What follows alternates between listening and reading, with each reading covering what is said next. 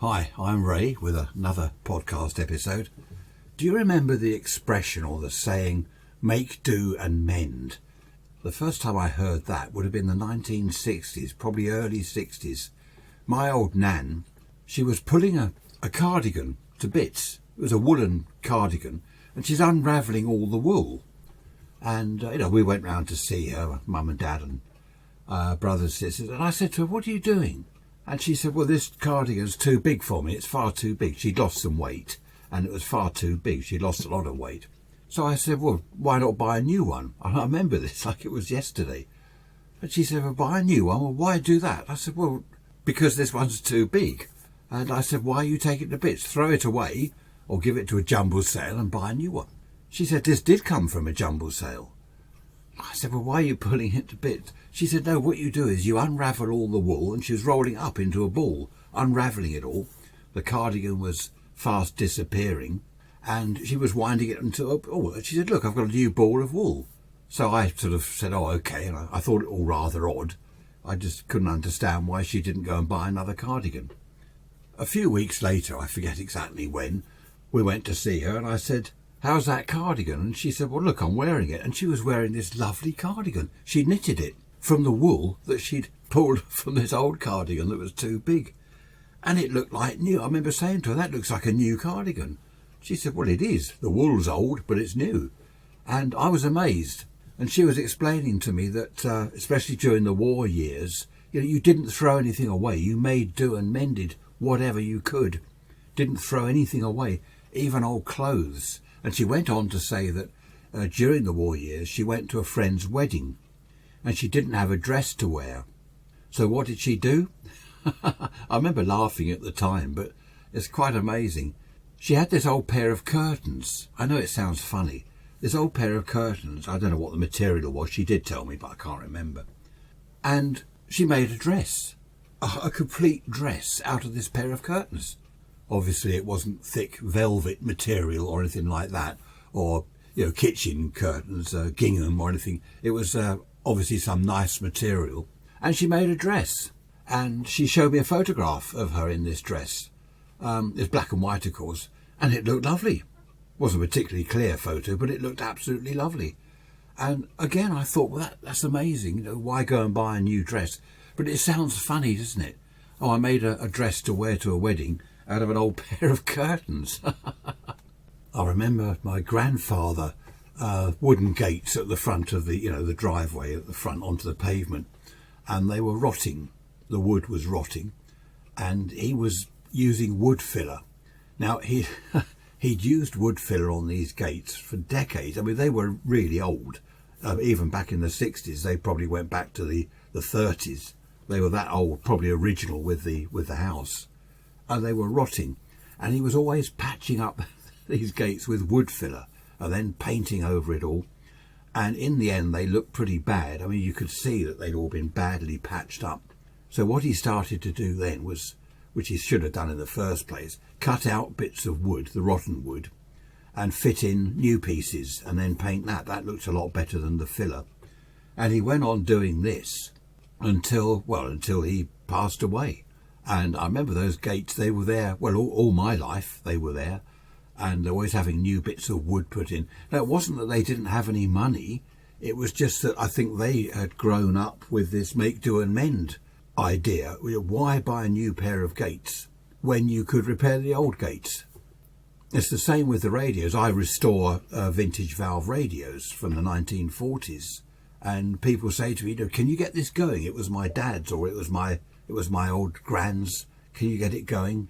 And yes, I can. 9 times out of 10, I can get them going.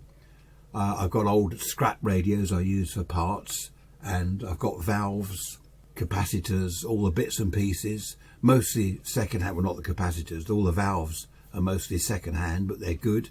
And again, it's make, do and mend, isn't it? Get the old 1940s radio working rather than throw it up the tip and then go and buy some horrible new plastic transistor radio that sounds dreadful. I'm sometimes asked whether I can repair some of this modern stuff, and sadly I can't. If you take it to bits, if you can get it to bits, very often the cabinets are glued together. If you can get the thing apart, There's nothing you can do inside. There aren't any parts you can replace. It's just one sort of module, and they just have to go up the tip. It's a throwaway era, isn't it? We live in a throwaway era, which is such a shame. So many things you can't repair. I think I remember mentioning in one of my podcasts, was it about repairing things in the past? Toasters, you used to be able to buy these separate elements and the thermostat and all the bits and pieces. So if your toaster goes wrong, you can either take it into your local electrical shop to be repaired or repair it yourself if you know how to. But those days sadly have gone. I don't think you can get parts for any of these modern appliances anymore. I mean, your washing machine, you probably get a heater element, a water inlet valve, that sort of thing. But the smaller appliances, well, kettles, you can't repair a kettle. You won't get the element anywhere. They're all sort of sealed plastic things, these kettles. You can't get inside them. And to be honest, it's cheaper to throw the thing away and buy a new one than try and get it repaired anywhere, which is such a shame. But of course, a lot of these kettles are plastic, so you're throwing plastic away, which is adding to all the problem with the plastic in the seas and everywhere else. So it is a shame. It's a shame we can't go back. I suppose it's progress. Well, that's what they call it, isn't it? That was the podcast idea, wasn't it? That's progress for you or something. But going back to my old Nan, bless her, I remember once she had remember these old white pudding bowls? They used to have dripping in them and lard and other disgusting things in these old pudding bowls. I think that's what they were called.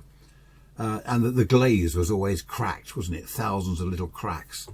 I remember she had this bowl and she dropped it and it had broken in half, split clean in half. And she was gluing it together. And I said to her, why are you gluing that together? It won't work. She said, oh, well, I've done this before with other things. She glued it together. I forget the glue she was using. And she glued it together and carried on using it. I mean, she didn't put it in the oven or anything like that. But it was used just for pouring in this molten dripping and other filthy things. But imagine doing that these days. If you had a cup or a bowl and you break it, you glue it together. I mean, straight in the bin and go and buy a new one. It just shows how very different things were back in those days. I remember an old motor mechanic saying to me that if they had a car into the garage for repair that had frozen, the water had frozen and actually cracked the block, the cast iron block, cracked it where the water had frozen inside and just split the cast iron block. And he said what they would do is drill a hole at the beginning of the crack. Okay, drill a hole, tap it, and then put a bit of rod into it, threaded rod into it, and then fire that all off. Grind that down so it's flush. Drill another hole which overlapped that first bit of rod you'd put in. Do the same thing, and you would stitch all the way along the crack in the engine block. He called it stitching all the way along. So each new bit of rod you screw into the hole you just made, it overlaps the other one. Can you imagine a garage doing that these days? He said it took hours. They want thousands of pounds to do that. Well, they wouldn't do it. They wouldn't know how. That's the thing. They wouldn't even know how to do it. And he told me that many repairs they would do on cars that these days you wouldn't dream of doing. If the block split these days, you chuck the whole engine away and stick a new one in there. Going back to clothing again, if there was a pair of trousers that they really were too far gone, you'd probably cut out bits of material that might make patches for other items of clothing in the future. But you'd perhaps also remove the zip. Why throw away a decent zip? Unstitch it all, take the zip out, and that can be used for something else. Also, my nan was telling me, save the buttons. Everyone had a button box. Anything that you did throw away that was far too gone to do anything with, like a shirt, you take the buttons off and keep the buttons. Talking of shirts, if the collar wore around the neck, you know how they wear out, they wear thin, what they did, they took the collar off, unstitched it all, took the collar off, turned it inside out and sewed it back on. And the same with the cuffs. You could do all sorts of things like that to repair a shirt. In fact, some of the old shirts, they had removable cuffs and collars. I mean, I don't remember that. I'm not that old, good grief. But I do remember my old nan telling me about them, how you could just buy a new collar and cuffs if the shirt was all right. But imagine these days unstitching the collar from a shirt, turning it inside out and sewing it back on. I mean, it just goes in the bin, doesn't it? And you go and buy a new shirt. I heard on the television some time ago about the amount of clothing that is bought and then just thrown away, some of it without even being worn, a lot of it just being worn once. You might buy a new top or a dress or whatever, a skirt, wear it the once, and then, no, I don't want that anymore, chuck it out. And they reckon that millions of pounds worth of clothing is thrown away every year, and a lot of it only worn once or brand new. I've been to car boot sales and I found a decent jacket, a really nice jacket, for something like £2 or £3. Nothing wrong with the jacket at all. Perfectly good. Perhaps it just doesn't fit the person anymore, or they got fed up with it. And I've bought several jackets like that. And I've seen women going through clothes racks. Some of the clothes there, you might find a dress. I've seen this many times. You might find a dress, £2, and there's a label on it. It's brand new, never been worn. There's the original shop's label on it. I mean, it's incredible, the stuff that people just buy and then don't use. It's such a waste. If you look in some of these charity shops, a lot of them have got the new tags on. They're a bit more expensive in the charity shops, of course, but that's okay. You might find a jacket in there for perhaps £10 with a new tag, the shop's tag. So never been worn. It's just incredible. I've nothing against buying second-hand stuff. I'm not. I can afford to buy new clothes, yes, and I do. Trousers, shirts, things like that. I will. But jackets, I'm talking about not suit jackets or anything like that, blazers. But I bought a nice corduroy type jacket. Remember needle cord, thin cord like that. £7, absolutely perfect. The zip works. No holes in the pockets. No money in the pockets. I think they check the pockets in case there's any £20 notes. Never found any money in the pockets. But all sorts of things like that, from boot sales, charity shops. I don't think they have jumble sales anymore, do they? I don't know. The schools used to do jumble sales, didn't they? The Scouts, Girl Guides, they did jumble sales. Don't hear of any anymore. Probably all been taken over now by boot sales and online auctions. Nothing to do with make, do and mend really, but look at the amount of food that's thrown away these days. Nothing was thrown away like that decades ago. If you had some bread left over that was going stale, you'd use that to make breadcrumbs.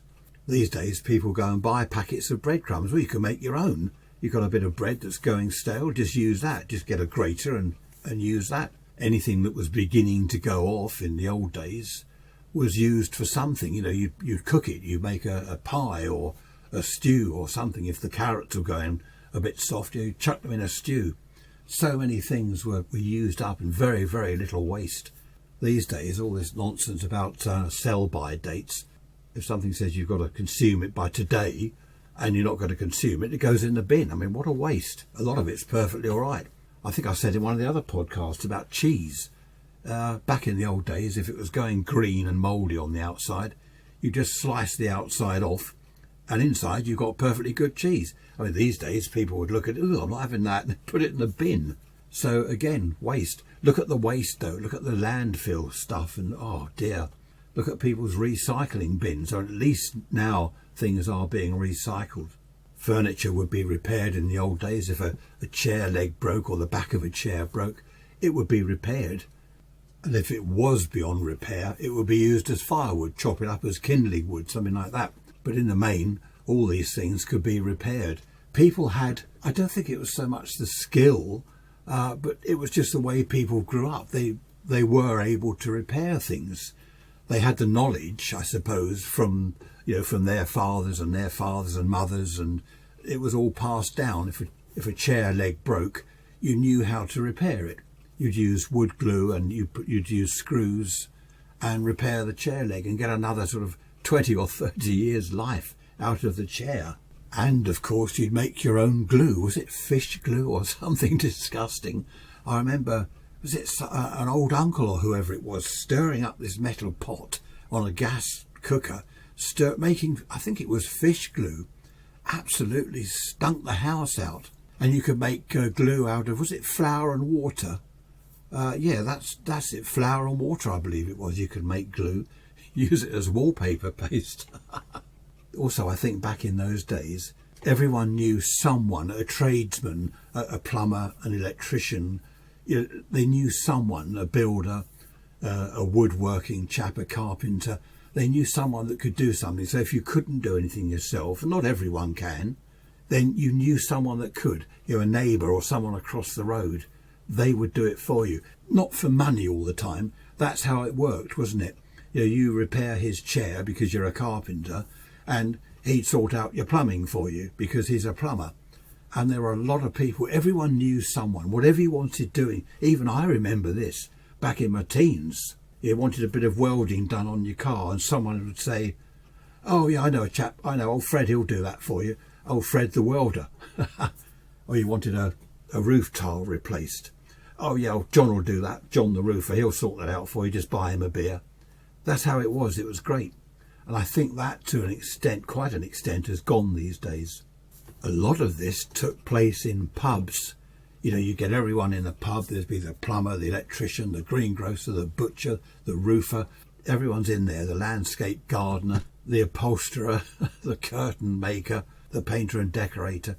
Whatever you wanted doing, there was someone in the pub that could do it for you. And of course now, a lot of the pubs, well, most of the pubs have gone.